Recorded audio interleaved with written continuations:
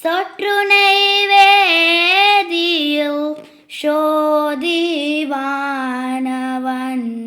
பொற்றுனை திறந்ததே புறத்த கை தொழ கற்றுனை பூட்டியூர் கடலில் பாய்ச்சினும் நற்றுனை ஆவது நம சிவாயவே.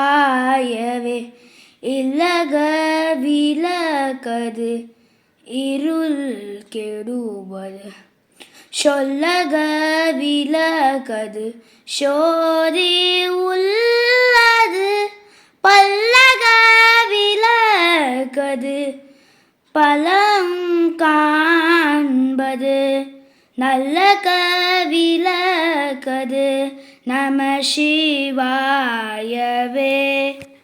நம சிவாயவே.